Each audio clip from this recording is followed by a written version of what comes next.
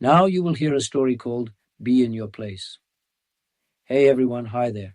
My name is Mikhail Voroshtsov. I'm a master of stories about life, the world, the path, the soul, and the spirit. Today I want to reveal to you the magic of stories that can transform your life for the better. Even if the story seems unclear to you, listen to it until the end, because I'll explain its meaning to you, clearing away any fog of confusion and guiding you toward understanding the truths of the world. Let the light of my story give you the strength to become the best version of yourself in the best of worlds. Are you ready? Let's begin. Forward. Once upon a time, a pupil came to the master of strategy and asked, "Teacher, you've said that the core of mastering strategy is about managing the realities of the world. It's about making sure no one sees you reaching for power. No one should know you're striving to lead. Yet you must truly be in control. I've tried to follow this, but the senior pupil and other teachers gave me tasks I didn't like. Chopping wood, carrying water, cleaning rooms, weeding the garden. Every day, I worked 10 hours doing hard labor. I tried, but I couldn't manage this reality.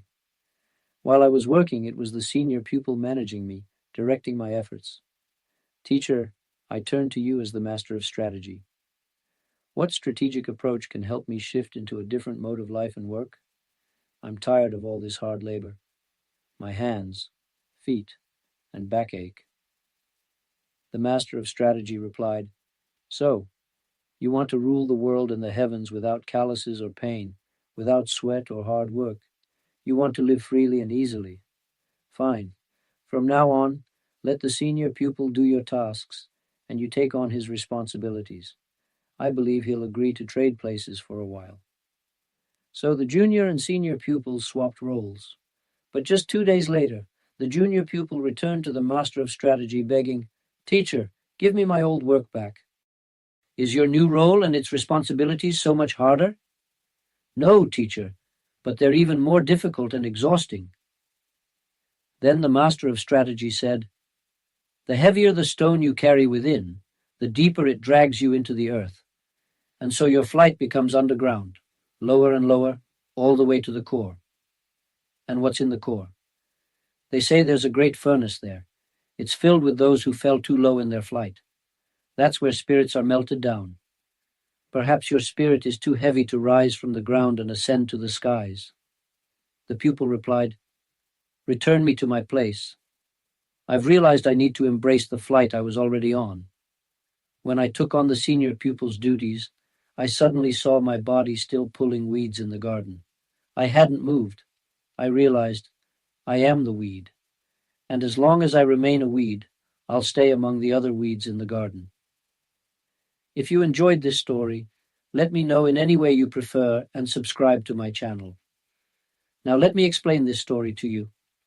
One of the key conditions of strategic planning and action is accepting the place where your flight begins or continues. You must see the garden where you sit as a weed. But people don't want to do this because they're proud.